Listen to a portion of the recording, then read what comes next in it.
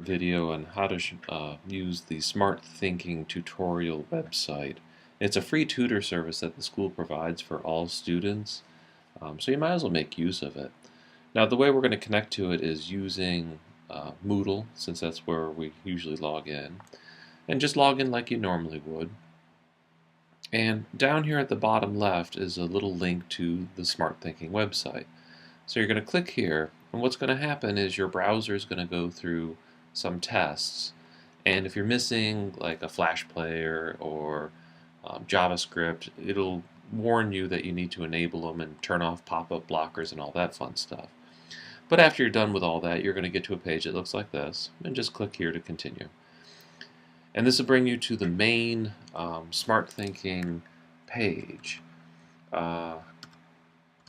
It has a few features that you might be interested in. It has the connect with e-instructor now. Usually waits for a few minutes, kind of cues you into a little line, and you can select a subject. Your subject, since it's a little strange, basic math skills would probably work. Algebra would probably work. These topics will change throughout the day, and there'll be a lot more of them at night because that's when most people want their tutoring done. You can also schedule a personal session with a tutor. They give you a block of like a 20 to 30-minute block. These are useful for things like preparing for a test. You know, a couple days before a test, you'd get a little tutor session, get all your questions out of the way.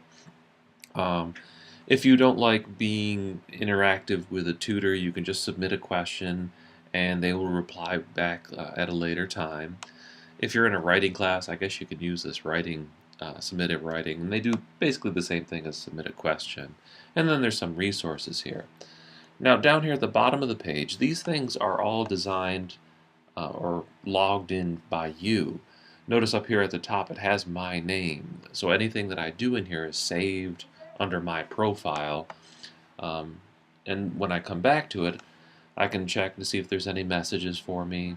I can send messages to the tutor. This would be the submitting a question. And if you have old mails that you've gotten, old tutoring sessions that you have, and you want to go back and look at them, you can use this archive button down here. Now when you get into a tutor session, you're going to be using this thing called a whiteboard. And if you want to play around with it, there's this link way down here at the bottom. But I'm going to use the original button up here, and I'm just going to choose a subject like basic math skills.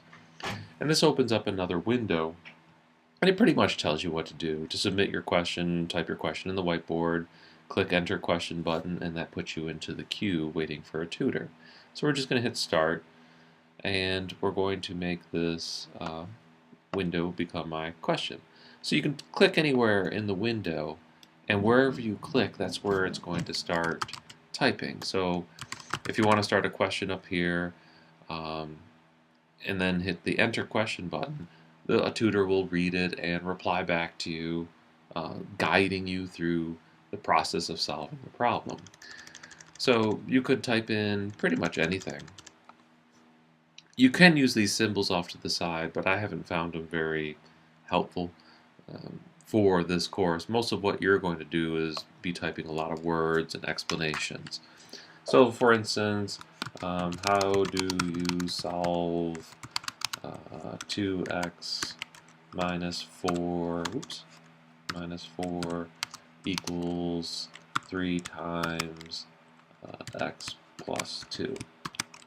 And you would submit that to the tutor, and once you enter the question, they might come back and say something like, well, you could use the distributed property on the right-hand side, and they would want you to, write it down and figure it out. And if you did it right, they'll tell you did it right. If you did it wrong, they'd give you some guides and what you might have made mistakes with, and so forth and so on. And this is a discussion that could go on for quite some time. Now, if they're busy and there's a lot of people in the queue waiting for them, they might give you a problem, tell you to figure it out, and then come back into a tutoring session with another instructor. But that's not a big deal. At least you'll get your answers questioned.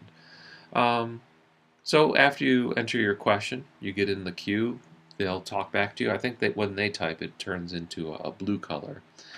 And these things are saved. So after you are done with your session, you would hit end session. You could save and exit the session. You can submit a question for offline response, so they would email you back through this system.